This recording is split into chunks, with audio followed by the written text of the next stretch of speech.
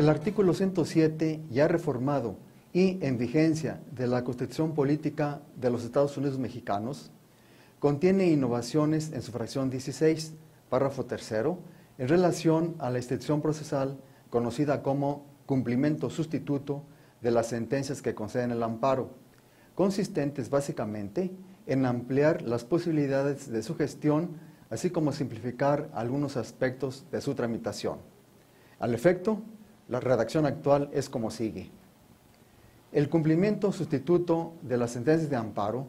podrá ser solicitado por el quejoso al órgano jurisdiccional o decretado de oficio por la Suprema Corte de Justicia de la Nación,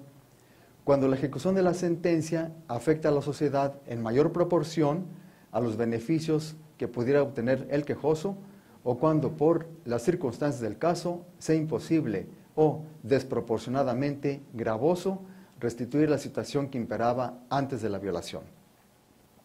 El incidente tendrá por efecto que la ejecutoria se dé por cumplida mediante el pago de daños y perjuicios al quejoso.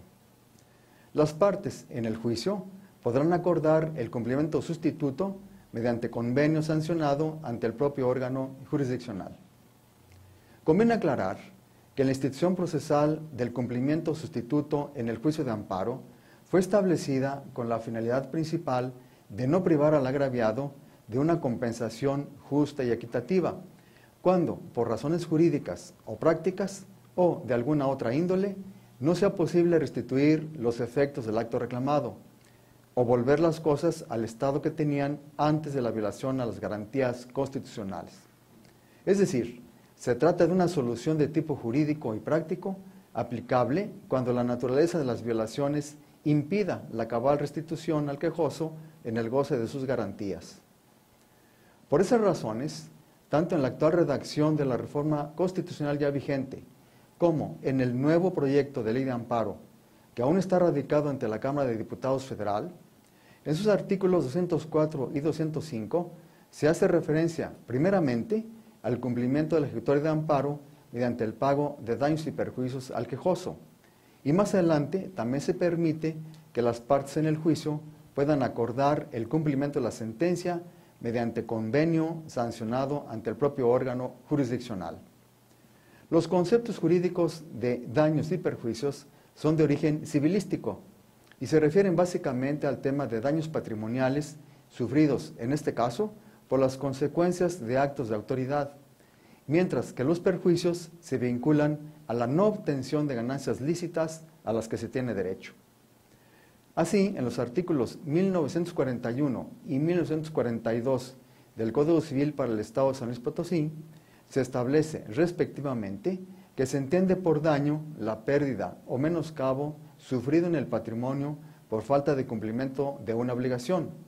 y que se reputa perjuicio la privación de cualquier ganancia lícita que debiera haberse obtenido con el cumplimiento de la obligación. De esta manera, y a partir de las anteriores concepciones del significado de daños y perjuicios, es posible que la autoridad que conozca del amparo determine cuantitativamente el monto del pago de los daños y perjuicios, pero también permite que las partes en el juicio de amparo, concretamente el quejoso y la autoridad responsable,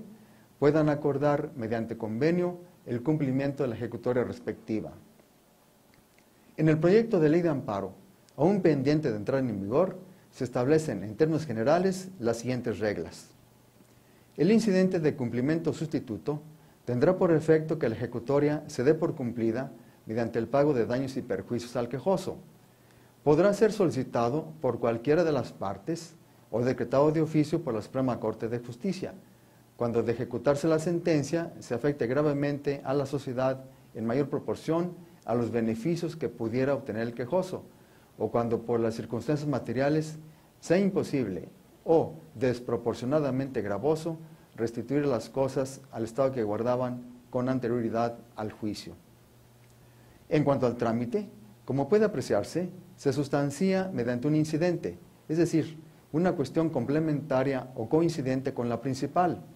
que surge durante el procedimiento, aunque en este caso opera como etapa de cumplimentación de la ejecutoria de amparo.